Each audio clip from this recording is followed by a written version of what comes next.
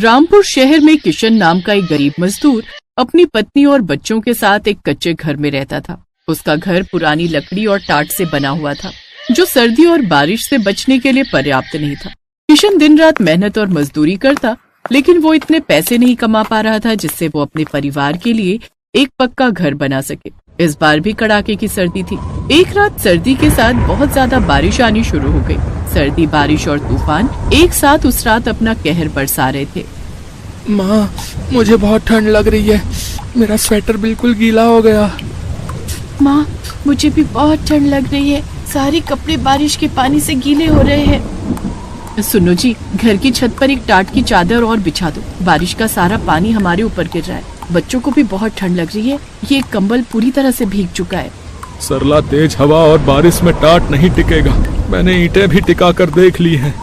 हे भगवान, ठंड तो बढ़ती जा रही है। मैं थोड़ी आग जला देता हूँ। किशन आग जला देता है। सरला पूरी रात बच्चों को बाहों में समेटे बैठी रही। अगले दिन जब किशन उठकर बाहर आया तो उसकी आंखें खुली की खुली रह गई। उसके घर का एक हिस्सा पूरी तरह से ढह चुका था। आंधी और बारिश ने कच्चे घर को पूरी तरह से नष्ट कर दिया था। वो बेबस होकर खड़ा रहा, उसकी आंखों में आंसू थे। हे भगवान, अब मेरे परिवार का क्या होगा? मैं अपने परिवार को लेकर कहाँ जाऊंगा?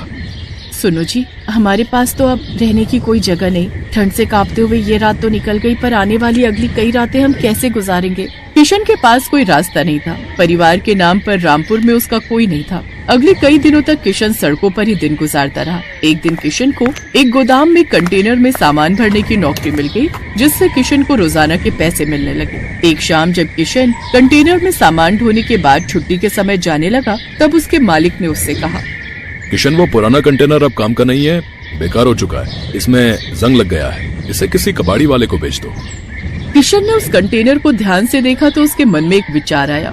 अगर ये कंटेनर मैं रख लूं और इस कंटेनर का घर बना लूं तो परिवार को रहने की जगह मिल जाएगी। मालिक से बात करता हूँ। क्या हुआ किशन, किस सोच में डूब गए? मालिक, क्या आप इस कंटेनर को मुझे दे सकते हैं? मेरे घर परिवार के काम आ जाएगा। क्या करेगा तू इसका? मालिक, मैंने आपको बताया था ना, बारिश और तूफान में मेरा घर जो है टूट गया। सोच रहा हूँ सर्दी के दिन है, जब तक कोई रहने की जगह नहीं मिलती तब तक इस कंटेनर में ही एक घर बना लूंगा। कम से कम ठंड में कंटेनर घर तो होगा, तो हमें रहने के लिए छत मिल जाएगी। ये बात है। तो फिर तो मैं तुझे मना नहीं करूंगा। ठीक है, ये तू ले जा। पर क्या तू इस कंटेनर में रहने के लिए घर बना पाएगा? कोशिश करूंगा मालिक, ठंड से बचने के लिए कुछ तो करना ही पड़ेगा ना। धन्यवाद मालिक। किशन बहुत खुश था, क्योंकि उसे अब रहने के लिए इधर उधर सड़कों पर भटकना नहीं था। उसने मन ही मन ठान लिया था कि वो कंटेनर से घर बनाकर ही रहेगा। और फिर किशन ने सड़क के किनारे खाली मैदान में कंटेनर को रखवा दिया। ये तो बहुत गंदा है, पहले इसे साफ करना पड़ेगा। लाओ, मैं इसे धोने में तुम्हारी मदद कर देती हूँ। हाँ चलो, पहले इसे साफ ही कर लेते हैं। मैं जंग को थोड़ा रगड़ देता हूँ और जहाँ से थोड़ा टूटा हुआ है ठोक कर ठीक भी कर देता हूँ। बापू, हम भी घर बनाने में आपकी मदद करेंगे। हाँ बापू, अब सड़क पर बहुत ठंड लगती है, हम इस नए घर में रहेंगे। बापू, हमें अब ठंड नहीं लगेगी ना? नहीं, बिल्कुल भी ठंड नहीं लगेगी बेटा। मैं इस कंटेनर घर को ठंड के हिसाब से ही तैयार करवाऊंगा। हवा का नामो निशान भी नहीं आएगा इस घर के अंदर। हाँ, मैं इसे हर तरफ से ढक दूंगा। हाँ। किशन ने कंटेनर को साफ किया, लोहे की जंग को रगड़कर हटाया। उसने पेंट का एक डिब्बा लिया और पूरे कंटेनर को पेंट कर दिया और एक कबाड़ी वाले से कुछ बेकार लकड़ी के टुकड़े खरीद लिए और उन्हीं से उसने कटिंग करके लकड़ी के दरवाजे और खिड़की बना दी। छत बनाने के लिए पुराने टिन और प्लास्टिक की शीट्स का इस्तेमाल किया ताकि बारिश का पानी अंदर ना सके। पुरानी बोरी, कपड़ों और टाट को दीवारों के अंदर फिट कर दिया ताकि ठंडी हवा ना सके। किशन अभी घर बना ही रहा था कि तभी उसे पता चला कि पड़ोस के मंदिर में एक सेठ कंबल बांट रहे हैं। सरला, हमें गर्म कपड़ों और कंबल की बहुत जरूरत है। चल ना, एक बार देखते हैं, शायद हमें भी कंबल मिल जाए। हाँ ठीक है, चलो चलते हैं, क्योंकि यहाँ बिछाने के लिए हमें चादर और कंबल की जरूरत पड़ेगी, जो हमारे पास नहीं है। सरला और किशन मंदिर की सीढ़ियों के पास पहुँचे तो सेठ भी सभी गरीबों में कंबल बांट रहे थे। किशन भी सरला के साथ लाइन में खड़ा हो गया। अभी किशन कंबल लेने ही लगा था कि तभी उसका मालिक, जहाँ पर वो काम करता था, आ जाता है। नमस्ते सेठ जी, कैसे हैं आप? सही है, पुण्य का काम हो रहा है। सोच रहा हूँ मैं भी इस बार ठंड में थोड़े कंबल बांट दूं। हाँ हाँ, बिल्कुल बिल्कुल। अभी तो मकर संक्रांति आ रही है, उस पर भी मैंने पहले से ही सोच लिया है कि कुछ न कुछ दान जरूर करूंगा। इसी बहाने भगवान से जुड़े रहने का अवसर प्राप्त होता है भाई, और किसी न किसी की मदद भी हो जाती है। अरे किशन, तू और यहाँ पर तेरा कंटेनर घर बन गया क्या?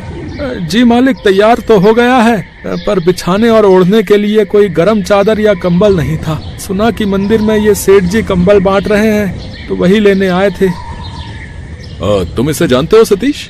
हाँ सेठ जी, मेरे गोदाम में ही नौकरी करता है। एक कंटेनर बहुत खराब था, इसने बोला कि ये उसका घर बना लेगा। इसके पास रहने को छत नहीं थी, वही इससे पूछ रहा हूँ। बहुत बढ़िया बात है, कंटेनर का घर। अगर तुम बुरा ना मानो तो क्या तुम हमें दिखा सकते हो किशन? जी जी सेठ जी, जरूर, वहाँ उस तरफ। सेठ और किशन का मालिक जब कंटेनर के घर को देखते हैं तो दोनों हैरान रह जाते हैं। किशन की काबिलियत की वो दोनों बहुत तारीफ करते हैं। किशन बेटा, सचमुच तुमने ये कंटेनर का घर बनाकर बहुत अद्भुत काम किया है। मेरे मन में तो एक विचार आ रहा है। सतीश, अगर तुम साथ दो तो। क्या विचार सेठ जी, बताइए, मैं तो हमेशा आपके साथ खड़ा हूँ। मैं सोच रहा हूँ क्यों ना हम एक ऐसी फैक्ट्री लगाएं जहाँ पर कंटेनर के बने घर मिले। जिन लोगों के पास रहने के लिए घर नहीं होता, वो इन कंटेनर के घरों में रहकर आराम से अपनी परेशानी दूर कर सकते हैं। बस हमें और तुम्हें उस कंटेनर के घर का दाम तय करना है। और हाँ, कंटेनर के घर बनाने का सारा दिमाग हमारे किशन का होगा। किशन भी इस काम में हमारा पार्टनर बनेगा। ये तो बहुत बढ़िया विचार है सेठ जी, नेक काम में देरी कैसी। हम इस प्रोजेक्ट पर काम करना शुरू कर देते हैं। किशन के हुनर ने उसे नई दिशा दी। सेठ और उसके मालिक के साथ मिलकर उसने कंटेनर के घर बनाने का काम शुरू किया, जिसके लिए उसे अच्छी पेमेंट मिला करती थी, क्योंकि अब वो उनका पार्टनर बन गया था। किशन इन सब के लिए भगवान को धन्यवाद कहता है। किशन में एक खासियत थी, वो भले ही आज अमीर बन गया था, पर उसने बहुत से गरीबों को ठंड में कंटेनर घर मुफ्त में बांटे। और किशन ने कंटेनर घर में ही एक साथ बहुत से लोगों के रहने की सुख सुविधाएं भी देनी शुरू कर दी, क्योंकि वो जानता था कि गरीबों का दुख क्या होता है।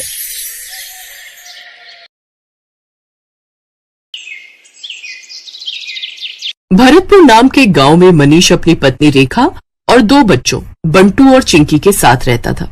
मनीष अपना एक छोटा सा ढाबा चलाता था। मनीष बड़ा ही लजीज खाना बनाकर बेचता था, जिससे उसका ढाबा ठीक ठाक चलता था। वाह यार मनीष, क्या लाजवाब खाना है। तुझे पता है, इतना स्वादिष्ट पालक पनीर मेरी माँ भी बनाया करती थी यार। सच में मनीष भाई, मजा आ रहा है। उसके ढाबे पर उसके गांव के और आसपास के गांव के लोग खाना खाने आते रहते थे। लेकिन अब जुलाई का महीना शुरू हो चुका था। उसका ढाबा कच्चा बना हुआ था, जिस कारण बरसात के समय में वहाँ पानी टपकना शुरू हो जाता था, और इसलिए बरसात में उसका धंधा मंदा पड़ जाता था। उसके ढाबे पर कम ग्राहक आने लगते हैं। बाहर बारिश जोरों पर थी। हे भगवान, पिछले 2 हफ्ते से बहुत ही कम ग्राहक आए हैं ढाबे पर। अगर ऐसे ही चलता रहा तो कैसे काम चलेगा? कहीं ऐसा ना हो कि फिर मुझे अपना ढाबा बंद करना पड़े। आप चिंता मत कीजिए जी, ऊपर वाला सब ठीक कर देगा। बारिश में लोगों को आने में थोड़ी दिक्कत तो होती ही है, ऊपर से ढाबे में पानी भी टपकता है, शायद इसलिए। अच्छा चलिए, आज मैं भी आपके साथ चलती हूँ ढाबे पर। वो दोनों ढाबे पर चले जाते हैं। उस रोज भी खाना बनाते हैं, लेकिन उस रोज भी बारिश के चलते कोई नहीं आता। लगता है आज भी ये सारा गरीबों में बांटना पड़ेगा। कोई ग्राहक नहीं आया। उस रोज भी वो सारा खाना गरीबों में बांट आते हैं। ऐसे ही दिन बीतते हैं।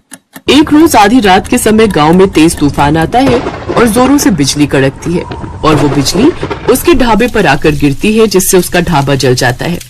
ये क्या हो गया रेखा? अब मैं क्या करूँगा? मेरी तो रोजी रोटी ही छिन गई। मेरी भी कुछ समझ में नहीं आ रहा जी, लेकिन आप ज्यादा टेंशन मत लीजिए, नहीं तो आपका बीपी बढ़ जाएगा। दिन पर दिन बारिश बढ़ती जा रही थी और मनीष उसी बारिश में काम ढूंढने निकलता है, लेकिन उसे कहीं भी काम नहीं मिलता। उल्टा सारा दिन बारिश में भीगने के कारण उसे सर्दी लग जाती है। अब जैसे तैसे वो अपने दिन काट रहे थे। फिर एक रोज रेखा का मुंह बोला भाई माधव उनके घर आता है। अरे जीजा जी, इतनी बारिश में रोज रोज काम ढूंढने निकलते हो, बेकार में परेशान होते हो। इससे तो अच्छा ये होगा कि आप मेरे साथ चलो और मेरी दुकान पर काम करो। वैसे भी मेरा आदमी अपने गांव गया हुआ है और मैं आपको महीने के आखिर में तनख्वाह दे दिया करूंगा। क्यों दीदी, ठीक कहा ना मैंने? हाँ हाँ, माधव बिल्कुल ठीक कह रहे जी। वैसे भी अपने पास और कोई काम तो है नहीं, अब तब तक यही काम कर लो आप। अच्छा ठीक है माधव, तुम कहते हो तो मैं यही कर लेता हूँ। वैसे भी घर खर्च तो चलाना ही है ना। अब मनीष माधव की दुकान पर काम करने लगता है। वो बिना 1 मिनट भी आराम किए सारा दिन मेहनत करता, अनाज की बोरियों को ट्रकों से उतारता और दुकान के अंदर का सारा काम संभालता। लेकिन जैसे ही महीना पूरा होने को आता है, तभी तनख्वाह देने के नाम पर वो टाल मटोली करने लगता है। तनख्वाह? कैसी तनख्वाह जीजा जी? ये तुम कैसी बातें कर रहे हो माधव? तुम्ही ने तो उस रोज रेखा के सामने कहा था कि महीने के आखिर में तुम मुझे तनख्वाह दोगे। नहीं नहीं, ऐसा कुछ नहीं है। आपको काम की जरूरत थी, मैं जानता हूं, लेकिन मैं आपको यहाँ पर काम करने नहीं, मदद करने के लिए बुलाता था। और मदद करने के लिए भी कोई पैसे लेता है क्या? ये तुमने मेरे साथ ठीक नहीं किया माधव, मैं तुम्हें देख लूंगा। अरे जाओ जाओ, बड़े आए मुझे सबक सिखाने वाले। मनीष दुखी मन से घर आ जाता है। आ गए आप? आज तो महीने का आखिर है, आज तो आपको तनख्वाह भी मिल गई होगी। तो पापा, फिर तो आप कल ही मेरे स्कूल की फीस भर दीजिए। आपको पता है मेरी टीचर मुझे रोज रोज फीस के लिए टोकती है। ये सुनते ही मनीष की आंखों में आंसू आ जाते हैं। मेरा नसीब न जाने कैसा है रेखा, जो मेरे साथ कुछ भी अच्छा नहीं हो रहा। आप रो क्यों रहे हैं? ठीक से बताइए ना क्या बात है। फिर मनीष उसे सारी बात बताता है। हे राम, वो इतना बड़ा मक्कार निकलेगा मैंने कभी नहीं सोचा था। छी, उसे तो भाई कहते हुए भी शर्म आ रही है मुझे। फिर कुछ दिनों तक जैसे तैसे वो दूसरी जगह नौकरी की तलाश में जाता है। तब जाकर उसे एक बड़ी कोठी में ड्राइवर की नौकरी का काम मिल जाता है, जहां उसे महीने के 10,000 रुपए तनख्वाह के रूप में मिलते हैं। लेकिन उससे वो ड्राइवरी के अलावा अपने घर के काम भी लेते और इसी के सहारे अपना घर खर्च चलाता है। ऐसे ही एक शाम जब मनीष काम से घर लौट रहा होता है, तभी उसकी नजर सड़क किनारे गिरे हुए बच्चे पर जाती है, जो कि लगातार मदद की गुहार लगा रहा था। कोई मेरी मदद करो। ये तो किसी बच्चे की आवाज आ रही है। मनीष जल्दी से उसे पास के डॉक्टर के पास ले जाता है और उसका इलाज करवाता है। एक जमींदार का बेटा होने के बावजूद भी किसी ने मेरी जान नहीं बचाई, क्योंकि शायद कोई भी रोड एक्सीडेंट के लफड़े में नहीं पड़ना चाहता। लेकिन आपने बिना कुछ सोचे समझे मेरी जान बचाई। आपका बहुत बहुत धन्यवाद मनीष काका। अरे इसमें धन्यवाद कैसा? तेरी जगह अगर मेरा बेटा होता तो क्या मैं उसकी जान नहीं बचाता? उधर जैसे ये बात जमींदार को पता चली, वो दौड़ा दौड़ा आया और उसने वीरेन को गले से लगा लिया। तेरा बहुत बहुत शुक्रिया मनीष। अगर आज तू ना होता तो पता नहीं मेरे बेटे का क्या होता। ये ले मनीष, इसे मेरी तरफ से इनाम समझ कर रख ले। ये आप क्या कह रहे हैं जमींदार साहब? मुझे इन पैसों की कोई जरूरत नहीं है। रख लो मनीष, तुमने मेरे जान से प्यारे बेटे को बचाया है, तो उसके आगे तो ये सब कुछ भी नहीं है। मनीष जब घर आकर देखता है तो वो पूरे 5 लाख रुपए होते हैं। ये देख वो बहुत खुश होता है। अब वो जल्द ही सड़क किनारे अपनी जमीन पर खुद का पक्का ढाबा खोल लेता है। सड़क किनारे होने से अब उसकी और भी ज्यादा कमाई होने लगती है। अब बरसात में ना तो उसके ढाबे की छत टपकती और ना ही ग्राहकों की कमी होती, क्योंकि गाड़ियों में घूमने निकले लोग उसके ढाबे पर ही अपनी गाड़ी रोकते और लजीज लजीज खाना खाकर बारिश के मजे लेते।